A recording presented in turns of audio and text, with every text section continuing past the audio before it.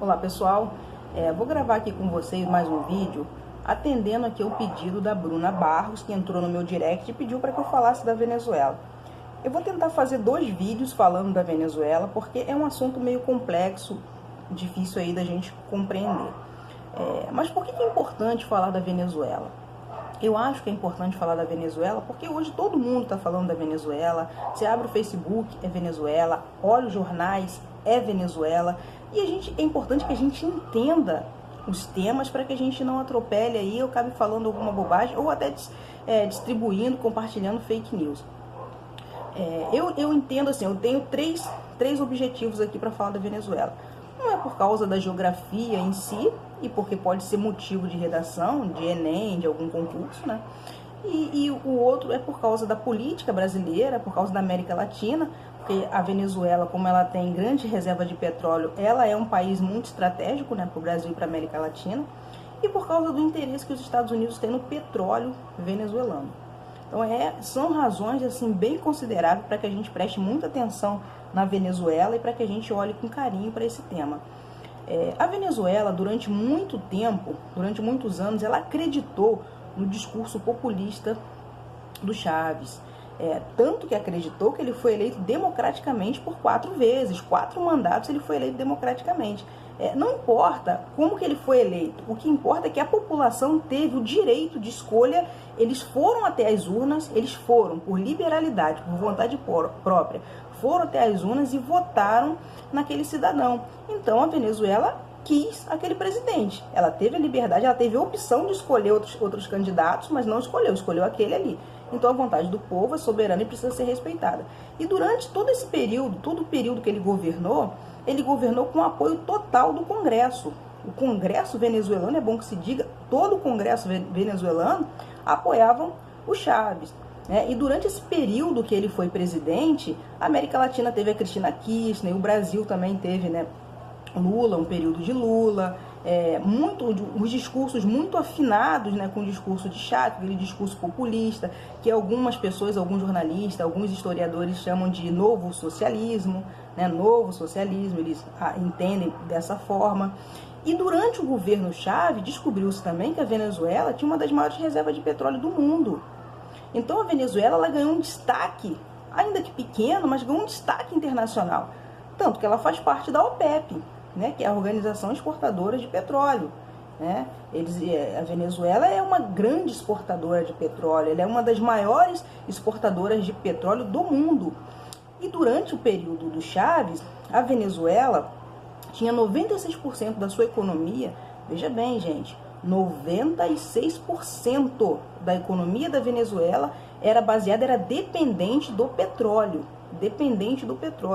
Quando o petróleo, as bolsas do mundo inteiro desvalorizou o petróleo, o barril de petróleo caiu muito, o dólar caiu, desvalorizou o barril de petróleo caiu, mas a economia da Venezuela despencou. Simplesmente começou a haver crises muito grandes ali na Venezuela. Mas falando do Chávez, vamos dar um prazo aqui para a gente falar dessa crise. Falando do Chávez, durante esse período que o Chávez foi presidente, democraticamente, gozou ali do apoio do Congresso Nacional. Só que o que aconteceu na última eleição do Chávez? Na última eleição do Chávez, ele estava muito doente, ele estava em Cuba. Inclusive, muitas pessoas acham, né, algumas pessoas, né, que acreditam na teoria da conspiração, acreditam que quando ele foi eleito, ele já estava morto, né? Dizem que ele já estava morto. Só que ele estava muito doente em Cuba, então ele não aguentou, ele faleceu. E como Maduro era o vice-presidente dele, ele viu uma oportunidade para assumir. Claro, ele era o vice-presidente, consequentemente, assumiria o governo.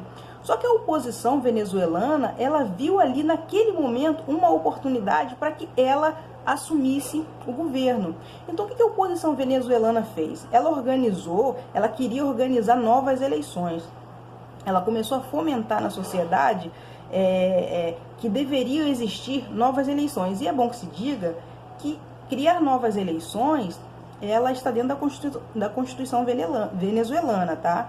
Isso está previsto, não seria um golpe, não, de você ter novas eleições naquele momento ali, daquele momento que a sociedade estava passando, poderia sim ter novas eleições. Só que a oposição precisava criar meios para viabilizar o que estava escrito na Constituição. Então, a oposição ela começou a fomentar na sociedade que tinha que ter outras eleições, que deveria existir outras eleições, por uma série de coisas. Começou a falar que houve fraude no pleito, enfim. O que aconteceu ali foi que, nesse período, a economia venezuelana já estava em frangalhos, por causa da queda do barril de petróleo, da desvalorização do petróleo no mundo inteiro, não foi só na Venezuela. Só que a Venezuela, como eu falei, ela era a economia dependente do petróleo.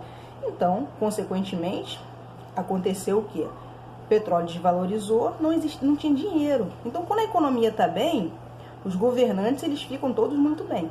Só que quando a economia está mal, aí complica muito a situação da política naquele país, e isso aconteceu aqui no Brasil. A gente consegue visualizar bem isso aconteceu aqui no Brasil, né? Então, o que acontece? Vou puxar isso aqui para cá, tá? A Venezuela começou a ter problemas muito sérios econômicos, a população insatisfeita, Maduro já no governo, Maduro cometendo medidas desastrosas, porque ele se sentia muito pressionado pela oposição, que pressionava muito ele. Começou a faltar comida, começou a faltar gás de cozinha, tanto que nos grandes centros comerciais faltava luz 4 vezes ao dia, e Maduro começou a fazer decreto, por exemplo, onde as pessoas eram obrigadas a usar farinha para cozinhar, para fazer apenas um pão simples. Essa era a ordem do presidente, do Maduro. Ele começou a reprimir os opositores de uma maneira muito mais violenta, armava muito mais o exército, porque assim, pessoal, falta comida na mesa do cidadão. O cidadão venezuelano não tinha comida, mas para o exército tinha comida. Nos exércitos, lá nos quartéis, tinha comida. Então ele armava muito bem, ele equipava o exército contra a população, prendia os opositores. Ele estava querendo se segurar ali no poder, de qualquer jeito. Tá vendo? Quando ele se sentia acuado, ele começou a fazer barbaridades. Foi aí que começou a prender os seus opositores, que a imprensa internacional começou a olhar com mais atenção ao que estava acontecendo na Venezuela. A população passando fome, porque a Venezuela não investia em infraestrutura, não tinha agricultura. A economia da Venezuela sempre foi baseada no petróleo. As pessoas da Venezuela que têm uma terra, que têm um terreno, eles plantam mandioca, eles plantam nas próprias casas para poder comer. Eles não tinham nem dinheiro para comprar, e também não tinha dentro do supermercado, não tinha mais comida, Então começou a criar dentro da sociedade uma revolta muito grande, e quando a sociedade começa a ficar revoltada, existe assim pessoas que começam a criar grupos, né? Grupos para poder fomentar mais ainda aquela revolta, e alguns grupos até são criados para despertar a sociedade. Foi o que aconteceu na Venezuela. O MUD, MUD, que é Mesa da União Democrática. Essa Mesa da União Democrática, o MUD, ganhou muitos adeptos, e começou a querer fazer novas eleições, que é previsto, veja bem, previsto na Constituição venezuelana. Eles fizeram abaixo-assinado. Com aquele abaixo-assinado eles poderiam ir até o Congresso, que já não era mais um Congresso que apoiava o presidente, tá? Não era um Congresso que apoiava o presidente. Eles foram até o Congresso e pediram novas eleições. Só que o que Maduro fez? Ele pegou aquele abaixo-assinado e todas aquelas tratativas que o MUD tinha feito para viabilizar uma nova eleição, e disse que teve fraude na formação daqueles procedimentos. Falou que foram procedimentos fraudulentos, e por essa razão não ia existir eleições coisa nenhuma, segundo Maduro. Foi então que ele fez assim o que muitos lá, e muitos dizem que foi o golpe dos golpes. O que ele fez? Ele formou uma nova constituinte, criou uma nova Constituição baseada naquilo que ele entendia como certo, O que ele fez? Ele pegou, acho que 500 representantes, assim, pessoas que pensavam como ele, pessoas que tinham aquele viés ideológico parecido como o dele, criou uma nova constituinte, criou uma nova eleição, uma nova Constituição, mas uma Constituição baseada nos conceitos que ele entendia como certo. ele criou. Então ele pegou, inviabilizou os abaixo-assinados que o Moody tinha criado, inviabilizou todas as tratativas que o Moody tinha viabilizado para que houvesse uma nova eleição e disse que foi fraude e criou uma nova Constituição, baseada naquilo que ele pensava que era certo. E o resto, que se dane. Foi exatamente isso que ele fez e é exatamente por isso que está acontecendo esse caos que está acontecendo lá. Ele prendeu a maioria dos seus opositores, a maioria dos opositores que eram contra o governo de Maduro, a grande maioria estão presos.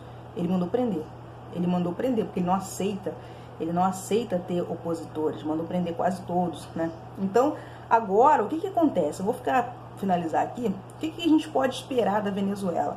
Agora tá lá, a oposição querendo tomar o poder, dizendo que a eleição é fraudulenta, e é bom que se explique, pessoal, que a eleição da Venezuela, essa última eleição que aconteceu, ela foi adiantada porque a própria oposição pediu e estava previsto na Constituição que ela poderia ser adiantada, ela poderia ser antecipada. A oposição pediu, Maduro ganhou democraticamente, ganhou com a grande maioria, né, dos votos.